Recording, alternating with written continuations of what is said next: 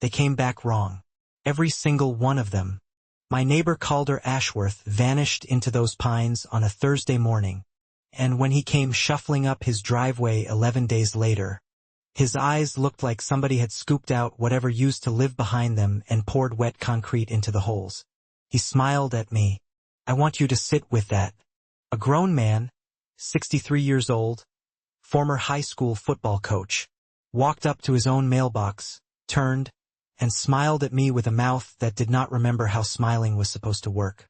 And then he said, in a voice that sounded like it was being read off a card somebody else wrote, "The Preservation Council welcomes you, Holt. Have you completed your wellness compliance intake yet?" Calder Ashworth used to call the HOA board a pack of coffee-drunk busybodies. Calder Ashworth had not referred to himself in the first person in almost 2 weeks, and he was the fourth one on our road. For missing villagers, for returns, for sets of hollow eyes. And the title of what I'm about to tell you is the Forbidden Forest HOA, where missing villagers return at night with hollow eyes and something evil living inside their bodies. And I promise you, by the time we're done, you're going to understand exactly why I named it that, and you are going to be furious. What would you do if the people on your own street started coming home wearing their own skin like a rental suit? Drop your state in the comments. Tell me where you're watching from. I want to know how far this thing might already be spreading. My name is Holt Vereen. I'm 58 years old. I'm a retired state forensic investigator. 26 years in the crime lab before the pension finally made sense. I know what evidence looks like. I know what coercion looks like. I know what a chemically altered pupil looks like compared to a natural one. And I know the difference between a person who's been through trauma and a person who's been through something worse. Because I've looked into both kinds of eyes at 2 in the morning in rooms that still had tape on the floor. And what I saw in Calder Ashworth's driveway that evening was neither. It was something new. Something the people running the Blackroot Hollow HOA had cooked up in a back office nobody was supposed to know about. I'd worked homicides. I'd worked child abuse cases. I'd worked a cult-adjacent double suicide in 1998 that still wakes me up some nights. But I had never, in 26 years of looking at bad things done by bad people, seen anything that made the hair stand up on the back of my neck the way the 4 hollow-eyed residents of Blackroot Hollow Estates did. Because those 4 people weren't dead, they weren't crazy, and they weren't acting. They were something that, until that autumn, I didn't have a word for. Stay with me, because this story goes deeper than any HOA story I've ever heard. And before we're finished, you're going to see exactly how an ordinary homeowners association in a quiet forest subdivision turned its own residents into something their own grandchildren wouldn't recognize. And you're going to see how a tired old forensic tech with a bad knee took the entire thing apart one piece of evidence at a time. Let me back up and paint the picture, because the setting matters more than you think. Blackroot Hollow sits on the eastern slope of the Smoky Foothills in a little fold of Tennessee the map makers seem to forget about on purpose. You turn off the state highway, you climb for about 11 miles on a 2-lane that the county repaves roughly once a decade, and then the trees close in over the road like a long green tunnel. Old-growth white oak, tulip poplar, hickory 200 years old in places. And under all of that, a kind of quiet that city people find unsettling for about the first 3 months and then can't live without. My grandfather bought the original tract in 1946 with mustering out pay from the Navy. He built the cabin himself from timber, he milled on the property with a portable saw, he hauled up the mountain on a wagon. That cabin is still standing. The chimney still draws. The floorboards still creak in the same 3 spots they creaked when I was 6. I inherited the place and the surrounding acreage, about 312 acres all told, in the spring of 2019 after my father passed. And my wife Mirela and I moved up here full-time about a year later. Mirela had a stroke 2 winters ago. Mild, thank God. But it left her with some balance issues and she uses a wheelchair for longer distances. And part of why we came up here in the first place was because the cabin sits on flat ground with a long, gentle drive and enough space to build the ramps and modifications she needed without a single bureaucrat in a tie asking for a permit. That piece lasted about 14 months. Here's how the trouble started. Back in 2022, A developer out of Knoxville named Doskin Holt bought an old cattle pasture just below my property line and scraped out 48 lots he christened Blackroot Hollow Estates. Same old playbook, right? Cookie-cutter houses, thin siding, a little entry sign with a fake wrought iron arch, and a set of covenants, conditions, and restrictions that ran 71 pages long. And tucked into those pages was what they called the Preservation Council, which was their fancy name for a homeowners association board.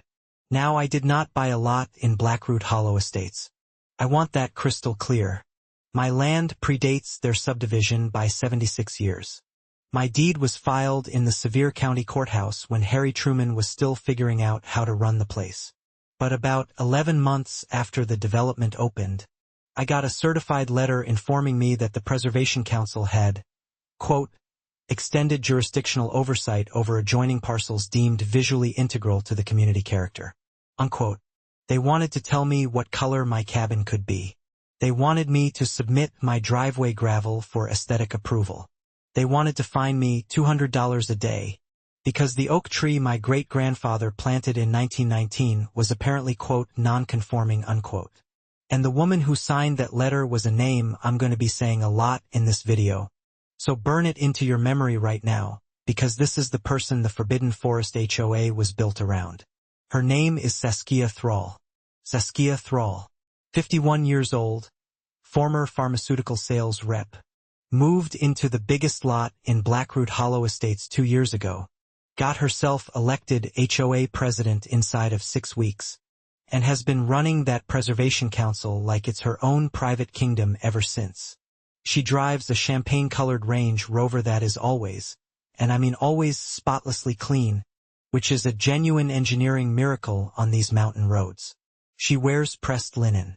She carries a clipboard with a hand-lettered label that says compliance. And the first time she pulled into my driveway, she did not get out of the vehicle. She rolled the window down halfway, squinted up at my cabin, and said, "Mr. Vereen, your property is in serious nonconformance." I stood there on my porch holding a coffee cup, looking at this woman I'd never met, thinking, this is going to be a long year. I had no idea. I had absolutely no idea what she was already doing to the people living down the hill from me. At that point, Wendell Briscoe had already disappeared. I just didn't know his name yet. What I did know was that something was off in that subdivision. Mirela had noticed it first back in the fall, when she drove down to the little community mailbox cluster to mail a birthday card to her sister. I was looking, in other words, at a man who had been chemically and psychologically reprogrammed. And he was just the first. Over the next 10 weeks, 3 more residents were, quote, enrolled in wellness compliance, unquote. Every one of them came back with the same script, the same blink rate, the same dead flat effect, the same uncanny willingness to sign whatever paperwork Saskia Thrall slid across their kitchen tables. And here is the part that made my hands go cold. I started pulling property transfer records at the County Register of Deeds. Of the first 6 residents who completed the wellness compliance program, 4 had executed what are called transfer on death deeds, naming Hollowcrest Wellness Solutions LLC as the beneficiary of their homes upon their passing. 64, 71, 68, and 63 years old. Widowed or isolated, every single one. This wasn't an HOA anymore. This was a harvesting operation running through an HOA-shaped front door. I want to tell you exactly what I did because some of you watching this right now are in your own version of Blackroot Hollow, and I want you to have a playbook you can actually use. The first thing I did was go see a man named Elon Strickett. Elon is 81 years old, a retired Tennessee attorney, and the only man in 3 counties who still remembers how Volume 12 of the State Property Code actually works. He has a law office in Sevierville that smells like pipe tobacco and mildewed legal pads. When I put my notebook on his desk and started talking, he listened for 35 minutes without saying a word. Then he took off his glasses, polished them with the corner of his tie, put them back on and said, "Son, you've got yourself a racket, not a homeowners association, a racket. And we are going to dismantle it with the law they were trying to hide behind." That was the moment something loosened in my chest for the first time in weeks. We built the case like I used to build crime scene reconstructions, layer by layer. Elon filed a demand for the full HOA financial records under the Tennessee Nonprofit Corporation Act. When Saskia Thrall's attorney, a man named Pembroke Vance, tried to stonewall us with procedural nonsense, Elon quietly sent a letter to the state attorney general's Consumer Protection Division advising them that certain transfer-on-death beneficiary designations in Sevier County may have been executed under conditions suggesting diminished capacity or undue influence. That letter alone set 3 different state agencies into motion in about 72 hours. Meanwhile, Mirela took on a job I would never have asked her to take on, but which turned out to be the most important piece of the whole operation. She started visiting the Blackroot Hollow residents one at a time, during the day, while Saskia Thrall was at her weekly yoga class in Pigeon Forge. Mirela has this quality, I don't know what to call it, where people open up to her. Maybe it's the wheelchair. Maybe it's her eyes. Maybe it's the fact that she grew up in Romania in the 80s and she can recognize the particular flavor of fear that comes from living under a regime of small tyrants, because she watched her own mother navigate one. She sat at those kitchen tables. She drank their weak coffee. She asked gentle questions. And slowly, very slowly, the residents who had not yet been enrolled in the wellness compliance program began to talk. Delphine Whitaker, 69, told Mirela that her husband had come back from the retreat not recognizing their dog. Orson Yancey, 74, showed Mirela a prescription bottle from Hollowcrest Wellness that had no active ingredient listed, only a lot number.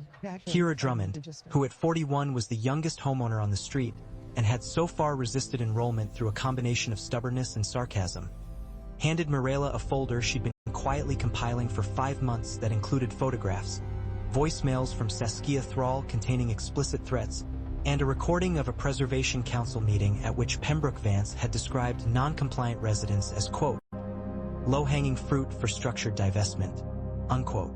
Structured divestment. That's how he phrased stealing old people's houses. Meanwhile, I was doing what a forensic investigator does best. I was building the physical evidence. I put 2 trail cameras on trees along the logging road that ran past the back of the Hollowcrest Wellness facility, which turned out to be a refurbished Bible camp on about 9 acres of pine woods. And over the course of 3 weeks, I captured footage of residents being escorted in and out of the main lodge in what can only be described as a daze, of vehicles bearing Hollowcrest logos delivering unmarked cases at odd hours, and, crucially, of Saskia Thrall herself arriving twice in her spotless Range Rover and meeting with a man Elon later identified from the license plate as a disbarred anesthesiologist from Kentucky named Westcott Blackmer. You don't hire disbarred anesthesiologists to run wellness yoga. You hire them to run something else. Then we invoked the weapon that the state of Tennessee gives homeowners that Saskia Thrall apparently never bothered to read about. Under Tennessee Code 66-27-409, any 20% of the membership of a homeowners association may, by written petition, compel a special meeting of the members within 30 days, at which any item of business including the removal of officers may be placed on the agenda. Blackroot Hollow Estates had 48 homeowners. 20% is 10. Between Mirela's kitchen table conversations, Kira Drummond's folder, and the quiet groundswell of residents whose relatives were starting to ask the same questions Renata Briscoe had asked, we had 18 signatures on that petition in 9 days. We filed it through Elon's office by certified mail. The 30-day clock started. The meeting was scheduled for a Saturday morning at 10 o'clock in the Blackroot Hollow Clubhouse, and I want you to picture this room, because this is the scene I will remember until the day I die. 48 homeowners. State investigators from 3 different agencies in the back row. A reporter from the Knoxville News Sentinel. Renata Briscoe holding her father's hand in the second row. And Wendell, bless him, blinking. Actually blinking. Because once Mirela had gotten him off the Hollowcrest prescription and onto some genuine medical care at a real neurologist, the 1,000-yard stare had started, just barely, to lift. Not all the way. Not yet. But a little. Saskia Thrall walked in at 9:58 carrying her compliance clipboard and wearing linen the color of fresh cream, and she sat down at the board table the way a queen sits down at a throne. And then Elon Strickett stood up, and in the politest, driest, most devastating Tennessee drawl you have ever heard, he began to read aloud the list of findings. He read the sister-in-law. He read the transfer on death deeds. He read the disbarred anesthesiologist. He read the prescription bottles without labels. He read the secret recordings. He read the words structured divestment back into the room, and I watched 4 members of that Preservation Council board go pale in real time. The room went so quiet you could hear the heater click on in the back. One board member, a retired dentist named Hollis Farber who'd voted along with Thrall on every motion for 2 years, actually started to cry. Not loudly, just 2 slow tears rolling down a red face. Saskia Thrall tried to interrupt exactly once. She said, "This is a gross mischaracterization of a legitimate wellness initiative." Elon didn't even look at her. He just turned the page of the findings, found his place with one slow finger, and kept reading.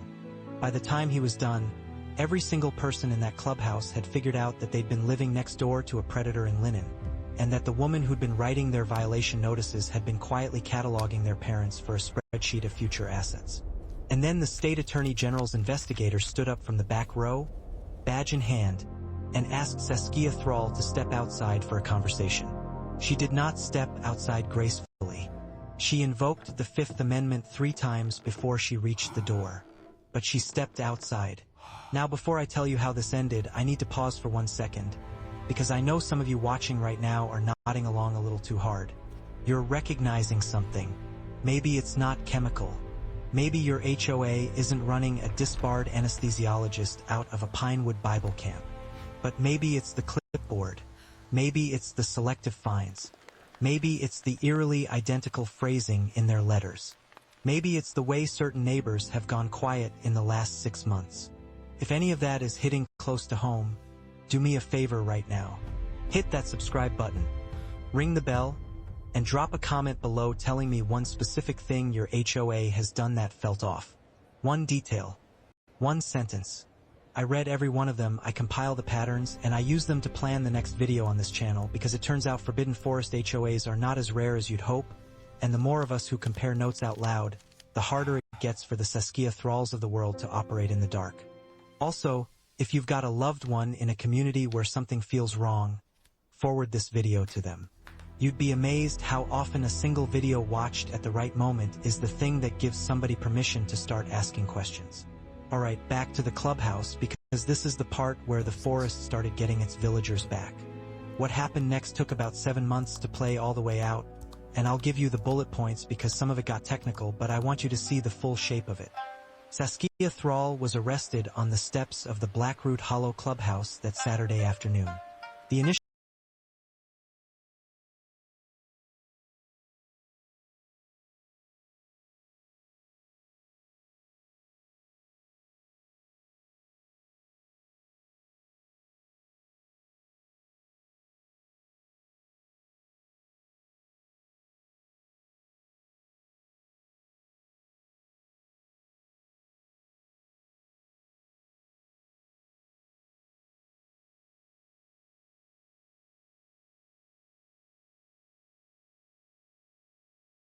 And here is the part one want to close on because this is the part of the Forbidden Forest HOA we're missing. Villagers return at night with hollow eyes and something evil living inside their bodies that I think about on my porch at 5 in the morning with a cup of coffee and the mist coming off the ridge. My grandfather built this cabin because he wanted a quiet place to get away from the kind of people who believed their job on this earth was to tell other people how to live. He'd fought a war against one version of that kind of person. He knew it never really goes away, it just changes its uniform.